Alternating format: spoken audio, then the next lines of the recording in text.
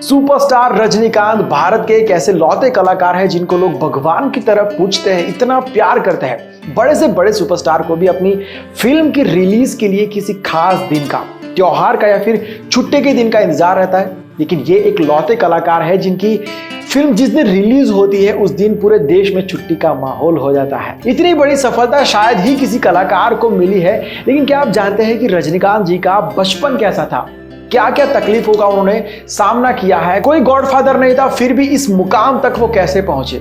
ना हीरो जैसा लुक, ना सिक्स पैक, ना चार्मिंग फेस, ना हीरो जैसी हाइट, सिर्फ और सिर्फ एक्टिंग और स्टाइल के दम पर यहां तक पहुंचने में उनको कैसे कैसे दिनों का सामना करना पड़ा, आइए जानते हैं डिटेल में। रजनीकांत जी का जन्म 12 दिसंबर 1950 में कर्नाटका के बेंगलुरु में एक मराठी परिवार में हुआ था। पिताजी का नाम रामोजीराव गायकवाड़ जो एक पुलिस कांस्टेबल थे, माता जी का नाम जीजाबाई जो एक हाउसवाइफ थी। उनके माता पिता ने उनका नाम छत्रपति शिवाजी महाराज के नाम से शिवाजी गायकवाड़ रखा था। 4 भाई बहन थे, उनमें से सबसे छोटे थे हमारे शिवाजी। ये एक मिडिल क्लास फैमिली था। जब पिताजी रिटायर हुए तो सब लोग बेंगलुरु के हनुमंत नगर में शिफ्ट हो गए। छोटे से रजनीकांत की पढ़ाई शुरू हुई जब वो 6 साल के थे। गवर्नमेंट स्कूल में एडमिशन हुआ। पढ़ाई में बहुत अच्छे थे, लेकिन बचपन से ही स्कूल की को करिकुलर एक्टिविटीज में ज्यादा पार्टिसिपेट किया करते थे। अब तक रजनीकांत जी की लाइफ सही तरीके से चल रही थी, लेकिन जब वो 9 साल के हुए तब आया उनकी लाइफ का पहला झटका। उनकी माताजी की मृत्यु हो गई। यहीं से उनकी जिंदगी का काला दौर शुरू हो गया। ये सब बातें इसलिए कर रहे हैं ताकि आपको बता पाए कि बुरा वक्त हर किसी की लाइफ में आता है, लेकिन ऐसे टाइम पर सर पर हाथ रखकर नहीं बैठना चाहिए। जिस रजनीकांत सर को आज हम सुपरस्टार के तौर पर जानते हैं, उनकी फिल्में देखते हैं, उनकी इज्जत करते हैं, उनकी लाइफ में ऐसे कई दिन आए थे, ऐसे कई दुख आए जिनके सामने शायद आपके दुख और आपका बुरा वक्त बहुत ही छोटा लगेगा आपको। रजनीकांत जी ने पढ़ाई कंटिन्यू की, लेकिन वहां पर नाटकों में पार्टिसिपेट करना शुरू कर दिया था क्योंकि उनको एक्टिंग से कुछ ज्यादा ही लगाव होने लगा था। स्कूल में सब लोग उनके एक्टिंग की बहुत तारीफ करते थे, तो वहीं से मोटिवेशन भी मिलता था। फिर से सब कुछ सही हो रहा था। धीरे धीरे करके उनकी जिंदगी नॉर्मल हो रही थी, तभी जिंदगी ने दूसरा बड़ा झटका दे दिया। घर की परिस्थिति बहुत ही ज्यादा खराब हो गई। पैसों की बहुत कमी होती थी घर के अंदर।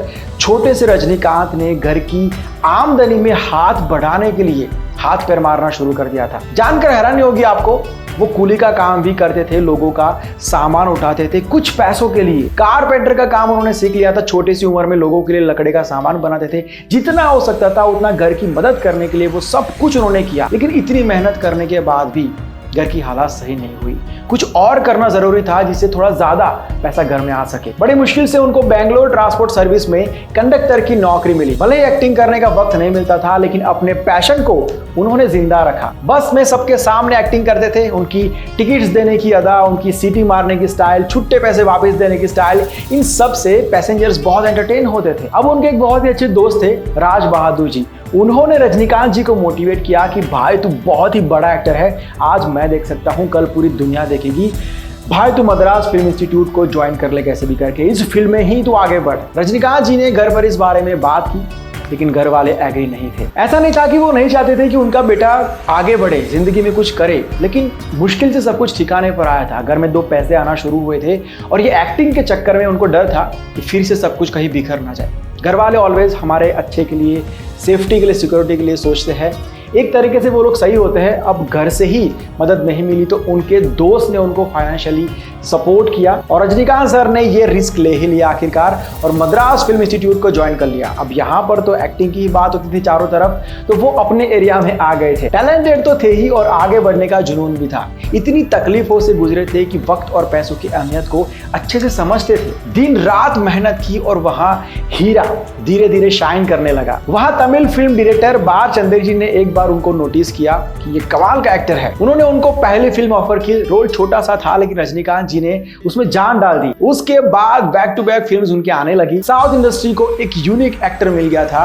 5 से 6 सालों में रजनीकांत जी एस्टैब्लिश्ड एक्टर बन चुके थे। उसके कुछ सालों के बाद रजनीकांत जी को सुपरस्टार का दर्जा मिल गया था।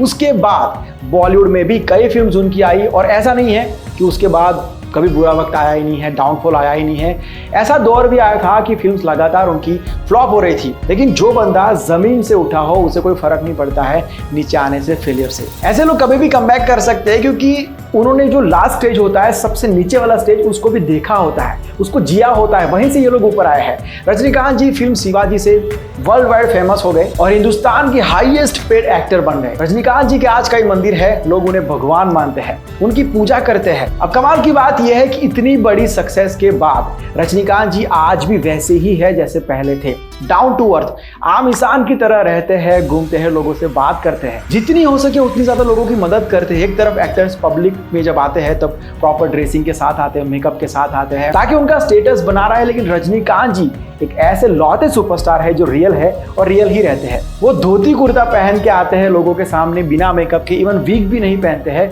और उनके ऐसे लुक से पब्लिक को कोई फर्क नहीं पड़ता है, उनका फैन फॉलोइंग डाउन नहीं होता है और ज्यादा बढ़ता है। तो कुल मिला के इन्होंने एक बेंचमार्क सेट कर दिया है, द रजनीकांत स्टाइल, रील में भी और रियल लाइफ में भी। पूरे वीडियो को एक लाइन में समराइज करूं तो एक टाइम ऐसा था, इतने बुरे हालात हो गए थे कि उनके घर में खाने के पैसे नहीं होते थे। वो बंदा अपनी मेहनत से इतना आगे बढ़ा, इतना ऊपर गया, और ऊपर जाकर भी उस सक्सेस को उन्होंने यहाँ पर नहीं चढ़ने दिया। वो जितना कमाते हैं उसका बहुत बड़ा पोर्शन चैरिटी में दे देते हैं। उनकी वजह से हजारों लोगों का आज भी पेट भरता है, लोग पेट भरकर खाना खाकर सो पाते हैं इनकी वजह से। और लास्ट में wish you very happy birthday to God of acting, style and heroism. Rajini sir, we love you.